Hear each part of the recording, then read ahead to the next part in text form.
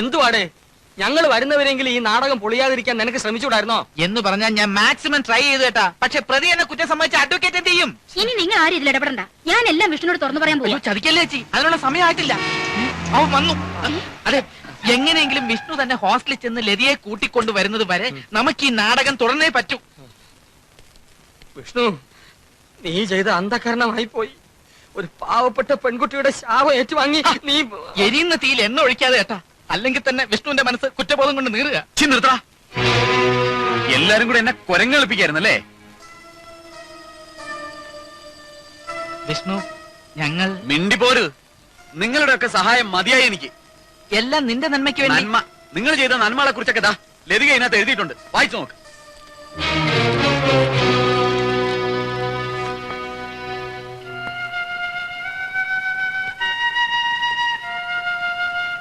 ചെയ്തത് തെറ്റായിരിക്കാം, പക്ഷേ നിനക്ക് നല്ലത് വരണമെന്ന് മാത്രമേ ഞങ്ങൾ. വിശദീകരണം ഒന്നും വേണ്ട.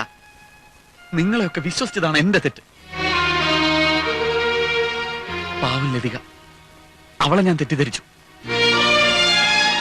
വേഷം കെട്ടിൽ വെളിച്ചതായപ്പോ പോലും നിങ്ങളെ ഒറ്റിക്കൊടുക്കാൻ അവൾ തയ്യാറായില്ല. ഒരു പെൺകുട്ടിയുടെ ജീവിതമാണ് നിങ്ങളൊക്കെ ഇട്ട് തട്ടിക്കളിച്ചത്. എന്തായിരുന്നു ഇതിന്റെയൊക്കെ ആവശ്യം? ആവശ്യം ഉണ്ടാക്കി വെച്ചത് നീയാ, നിന്റെ കണ്ടീഷൻസാ. 7 കണ്ടീഷൻസ് മുന്നോട്ട് വെച്ച നീ അന്വേഷിക്കാൻ വിട്ടുപോയ ഒരു കാര്യമുണ്ട്. സ്നേഹിക്കാൻ അറിയാവുന്ന ഒരു മനസ്സ്.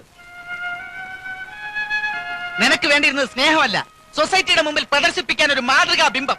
ഒരു ഭാര്യയേക്കാൾ നിനക്ക് ആവശ്യം ഒരു ഡ്രൈവറിനെയും കുക്കിനെയും പരിഭാഷകയും ഒക്കെ ആയിരുന്നു. ശബ്ദമുയർത്തി പറയുന്ന മുഴുവൻ ശരിയാണെന്ന് നീ സമർത്ഥിക്കണ്ട.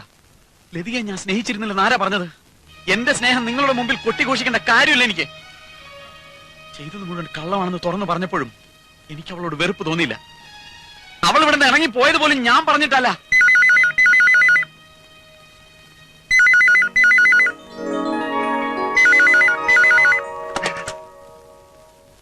ഹലോ, ഇത് വർക്കിംഗ് വിമൻസ് ഹോസ്റ്റലിൽ നിന്നാണ്. എന്താ? ലതികയെ ഹോസ്പിറ്റലിൽ അഡ്മിറ്റ് ചെയ്തിരിക്കുക. എന്തു പറ്റി? എവിടെ? സിറ്റി ഹോസ്പിറ്റലിലോ? ഞാൻ ഉടനെ എത്താം. എന്താ വിഷ്ണു? എന്റെ ലതികയ്ക്ക് എന്തെങ്കിലും സംഭവിച്ചാൽ എന്താ ഉണ്ടായത്? മാറി നിക്കടാ. എന്താ?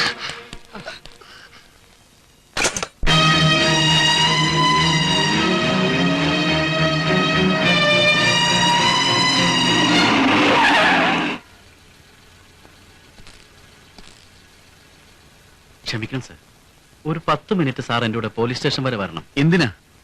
എനിക്കെതിരെ ഫയൽ ചെയ്തിട്ടുള്ള കംപ്ലൈന്റ് മാനേജ്മെന്റിന്റെ സമ്മർദ്ദത്തിന് വഴങ്ങി ചെയ്തതാണെന്ന് എഴുതി കൊടുത്ത ശിക്ഷയെന്ന് ഒഴിവായി കിട്ടും. നോ, അത് സാധ്യമല്ല. മിസ്റ്റർ വിൽഫർ, ഈ വക കാര്യങ്ങളൊക്കെ നമുക്ക് പിന്നീട് സംസാരിച്ച് തീരുമാനിക്കാം.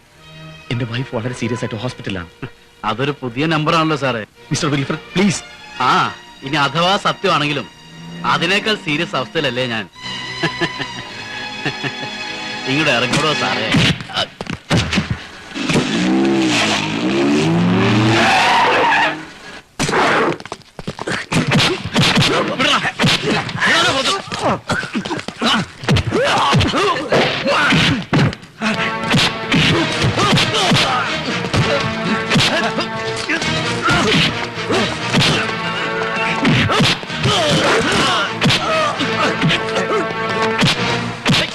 ചുമ്മാ പോട്ടെ സാർ, സാരമില്ല. വാ, നമുക്ക് പോലീസ് സ്റ്റേഷനിൽ പോവാം. ആഹാ,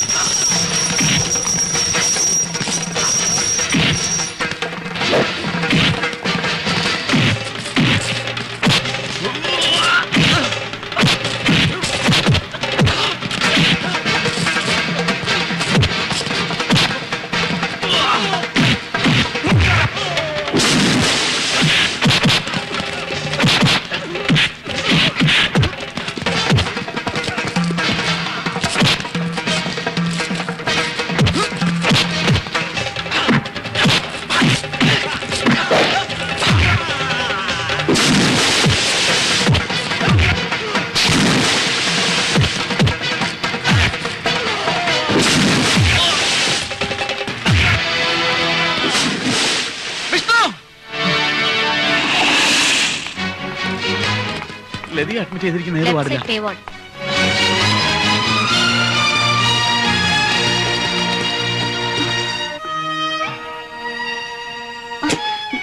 ഡോക്ടർ എക്സാമിൻ ചെയ്തോണ്ടിരിക്കുക. എന്താ ഉണ്ടായത്? ഞാൻ റൂമിൽ ചെല്ലുമ്പോ ലതിക ബോധമില്ലാതെ താഴെ കിടക്കായിരുന്നു. ഡോക്ടർ, പേടിക്കാനൊന്നുമില്ല. 3-4 ദിവസം ആഹാരം ഒന്നും കഴിക്കാതെ സ്റ്റാർവ് ചെയ്തുകൊണ്ട് ബോഡി വളരെ വീക്കായി. അതിന്റെ ഹൈപ്പർ ടെൻഷൻ ആയിരുന്നു. കുറച്ച് ദിവസം റെസ്റ്റ് എടുക്കേണ്ടി വരും. That's all. ആരാ ലതികയുടെ ഹസ്ബൻഡ്? ഞാനാ ഡോക്ടർ. ഒരു ഹാപ്പി ന്യൂസ് ഉണ്ട്. കൺഗ്രാറ്റുലേഷൻസ്, നിങ്ങളൊരു അച്ഛനാവാൻ പോവാ. ചെല്ല്.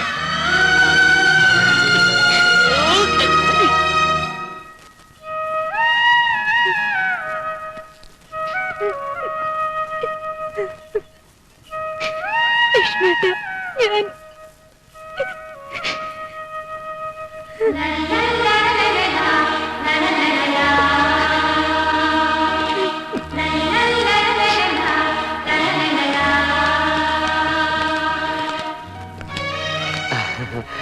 ഇപ്പൊ എങ്ങനുണ്ട്? ഇതാണ് ഞങ്ങൾ നടത്തിയ ഹോമത്തിന്റെ ശക്തി. ഒരു റിക്വസ്റ്റ് മാത്രമുണ്ട്. ജനിക്കുന്ന കുട്ടി ആണാണെങ്കിൽ അവൻ വലുതാവുമ്പോ കല്യാണത്തിന് ഇതേപോലുള്ള കൊനസ്റ്റ് കണ്ടീഷൻസ് വയ്ക്കാത്ത രീതിയിൽ വളർത്തണം. ഇല്ലെങ്കിൽ അവന്റെ സ്വഭാവം തിരുത്താനും എനിക്കും കുറുപ്പേട്ടനും കൂടെ കുറെ കളികൾ കളിക്കേണ്ടി വരും, അല്ലേ? എന്തുവാടേ, എന്ത് കളി കളിച്ചാൽ എന്താ? വിഷ്ണുവിന്റെയും കൃഷ്ണന്റെയും അനുഗ്രഹം ഉണ്ടെങ്കിൽ എല്ലാം മംഗളമാവും. ഉലരിയിലോ തിങ്കൾ കളഭമിടും തളികയിലോ മനസ്സിൻ നടയിൽ നടമാടും തുളസി ദളമായി വരവേൽക്കാം കുളിർമാറിവിൽ